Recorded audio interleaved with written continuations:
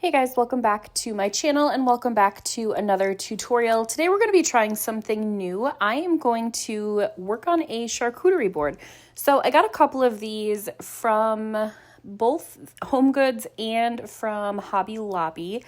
And I really wanted to try a charcuterie board. I wanted to try like one of those round boards. So I think I have like 3 or 4 of them now. I just grabbed some. And I had planned to do winter and Christmas themed things on them. And one of my good friends is getting married, and I had the last minute idea to add a customized charcuterie board to her gift. So I threw this together at the beginning of the week for her bridal shower yesterday. She absolutely loved it. I love how this turned out. I will definitely be doing more charcuterie boards, just boards in general, in future tutorials. I'm really kind of impressed with myself how this first one turned out. I really didn't have high hopes for it, but I know there are a couple little tweaks I need to make to the edging when I finish it off, but other than that, it surprisingly turned out really well. So I'm going to show you how I did that. I'm going to start off by prepping the base of this. I just sanded the area where the epoxy would be adhering to, and then I wiped that off with some rubbing alcohol. I was very gentle with the rubbing alcohol because I didn't want it to soak in the wood and get stuck under that paint and epoxy after it was cured and just have kind of a wet surface under there. So just very light-handed. And then I'm going to take my white acrylic paint and I'm just going to freehand the area where I think that I want my epoxy and glitter to be. I went in with a smaller brush to get a more kind of straight line.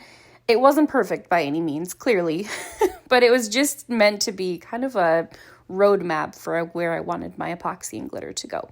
And you'll notice that I'm brushing the paint outwards. I didn't brush it from the edge to the center. I brushed it from the center outwards because I didn't want any of that epoxy or glitter or paint to be on that side edge of the board. I just want it to be on the top surface of it, and then creating a little seal at the bottom to seal everything in. If you are gentle when you're laying your epoxy down, the edge of the board kind of creates a natural barrier as long as you're not like overflowing your epoxy and it's not flowing over the edge.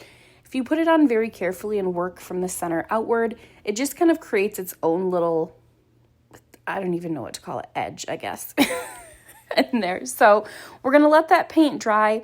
I just did 1 coat, and then we'll go in with all of our different glitters and powders, micas, whatever you want to use for yours. I'm just filling up little pots with a little bit of epoxy. This is the new Fast Set epoxy. I didn't know how quickly it was going to cure. I didn't know how runny it would be, so I wanted to use a fast set in case I got ahead of myself. I didn't want to have to wait that long working time or curing time for the epoxy, so I just used a fast set and hoped that it would stay in place when I created this and we didn't have any spillage over the edge or anything like that. I didn't go in with any exact measurements for my epoxy and glitter ratios. I just kind of added a little bit to each pot with a little bit of glitter, mixed it up, and if it needed more epoxy, I added it. You'll want like a kind of runny honey consistency. I don't want it super chunky.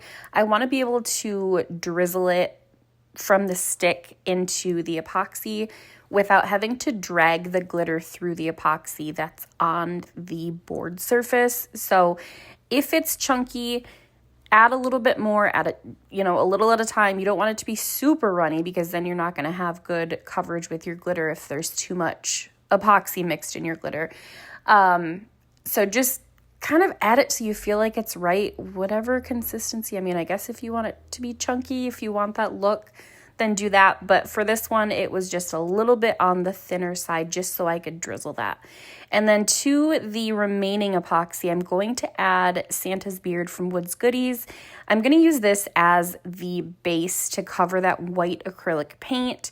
And you'll notice when the finished when the finished board is shown, the glitter kind of just like melts into the mica. I don't even know really how to explain it. I love how it looks. It just is like, it's almost like a wood grain effect, but with glitter, if that even makes any sense. I don't know. I don't know. I love how it turned out. I don't even know what I'm trying to explain, but you'll see what it looks like at the end. So we're going to apply that with a gloved finger and really try to stick right around that acrylic paint rim that we created. It will look super streaky and ugly when you first apply it. I'm going to show you a little trick. You'll notice here how it's really showing the lines. It looks terrible. And when you hit it with a heat gun, it just kind of disperses and turns into this like silky, milky kind of look. And I absolutely love how this turned out. So if you want to use a painted base, you certainly can, but I would definitely recommend a mica for your base. I love how it looks.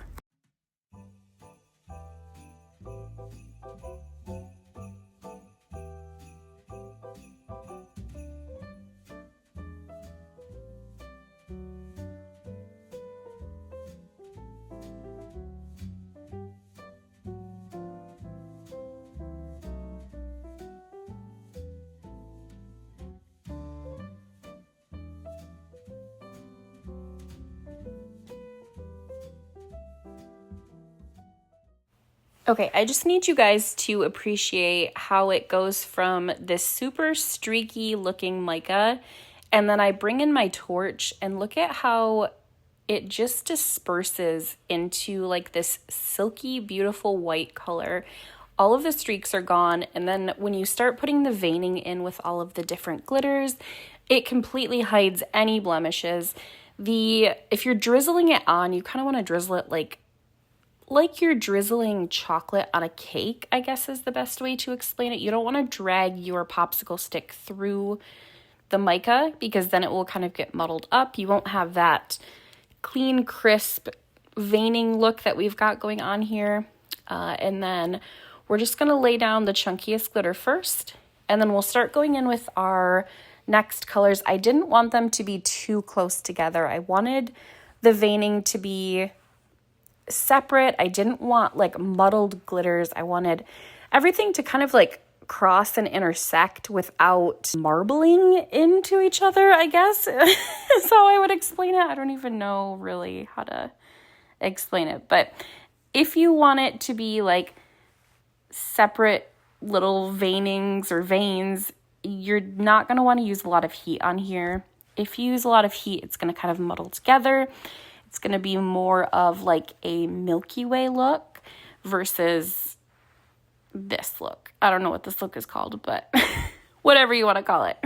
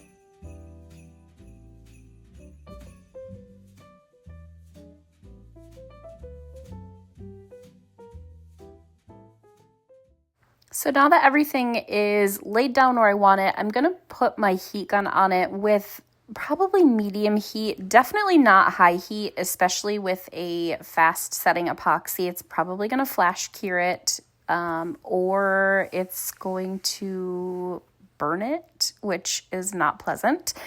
And I'm just going in and really concentrating on very specific veins that I feel like are too concentrated or too stringy, I guess.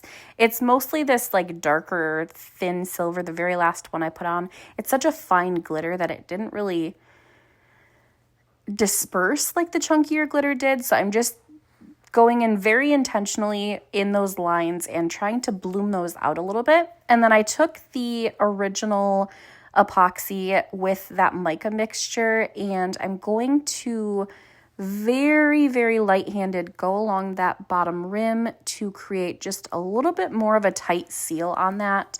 The glitters went a little bit too close to the edge, and I wanted to make sure that this wasn't going to lift. So I'm just going to pinch my little pot there, my little plastic measuring cup, and then just very, very lightly drizzle that along the edge. And then I'm just going to take my little, this isn't a wax pen, what is this, a rubber tool? I can't think of what it's called. And I'm just going to kind of like swirl it in with the glitters so it doesn't look like a line was added. You want a more natural effect. So while that's curing, I'm going to go in and I'm going to create the decal. I just put their Mr. and Mrs. Trump and I put their wedding date on here in a super thin script. I didn't want anything really bold, really chunky. I wanted it to be traditional black and white wedding colors, which is what their wedding's going to be. And I wanted it to be very like scripty and beautiful and elegant. And I thought this font was just absolutely perfect for it. So I'm just going to cut that out. And then once that fast set is cured, I'm going to apply this using the hinge method. I don't know how I did it, but I managed to dead center apply this decal on my first try. I measured it and I muted the audio. I should unmute it, but I was literally like, that'll never happen again. I don't know how I managed that. But anyways, so here's the hinge method. We're just going to tape it down, kind of anchor it down, and then we're going to cut off a little bit of the backing, hinge it to your surface, your tumbler, your board, whatever you're working on. And then we're going to pull the rest of the backing off. We'll apply the decal and remove it so it doesn't budge at all. It stays centered. If you lose a little dot like I did, pro tip, grab a Sharpie if it's a black one, like a black decal, and just dot it on there. Nobody will know the difference. So we're going to get that put on there, and then I'm going to put my final coat of epoxy on there. I did go in with my sanding band here. Way too much pressure. It buffed the color off, so I immediately turned it off, and I just went in with a super fine grit little sanding block, buffed off basically the paint that was over the edge, and then I went back in, cleaned that with rubbing alcohol, and then when we put the oil on in the very last step, you don't even notice that the color was buffed off. So I left this in here. It's just me cleaning the rim up.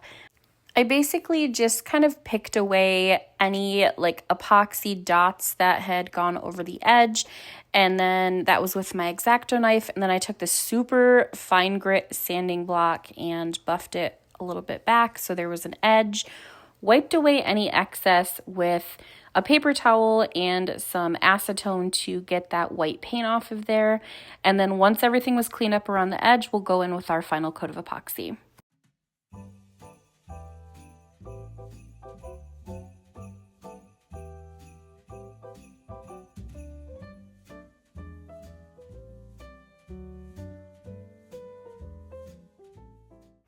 So just to preface this, I am using the Flynn Sisters new formula with the Artist Cure resin for this final coat. And this was totally my fault. I knew it was a thinner viscosity, but I completely underestimated how much it would, I don't want to say leak, but it kind of spread. And also it was not level on my table, so it kind of was tilted towards so it would run down towards the wood grain part of it, and completely my fault. I should have made sure it was level, but also I added a little bit of an edge so the epoxy had a good seal to it between the epoxy and the wood grain, where the wood grain starts on the top surface of it. And when I created that edge, I went in too heavy-handed for the viscosity. So right here, I should have went in with way less epoxy. I knew it was thinner. Obviously, if it's thinner, it's going to migrate more, it's going to move more. Thicker epoxy doesn't move as much, especially on a free edge. And so I tried to kind of keep it in this small area, and you'll notice at the end how it kind of seeped down a little bit more. And by the time I caught that my surface wasn't level, it had gone too far. So I had to deal with it. That was the one thing that I didn't like about this. I'll know for next time. But if you are using the new formula and you're doing something like this, first of all, make sure your surface is level. Second of all, make sure that you're not going in too heavy-handed. I didn't even use 30 milliliters of epoxy for this final coat, if that tells you how thin and how kind of, I want to say runny, but it's not really runny. Runny in a good way. Here's how far it migrated. Don't love that. But anyways, it's fine. It's got a nice good seal on it. It's not going to go anywhere now. And then once that's fully cured, I have 2 coats of epoxy in total. I'm going to go in with my food grade board oil. We're going to make sure everything that was sanded is nice and shined up back the way it was, making sure to remove the tape, get all of the edges that were sanded and buffed down. Words are hard. If this is your first time watching my tutorial, sorry, I'm a little scatterbrained sometimes. Anyways, so we're going to remove that tape, and then we are going to take some beautiful footage of this. I love the silver chunky glitters in here. It's so like bridal and elegant. I don't know. Big fan. You'll definitely see more of these in the future from me. Let me know what you guys thought in the comments. Thanks for sticking around through all the chaos and all of my tutorials, and I will see you guys in the next video.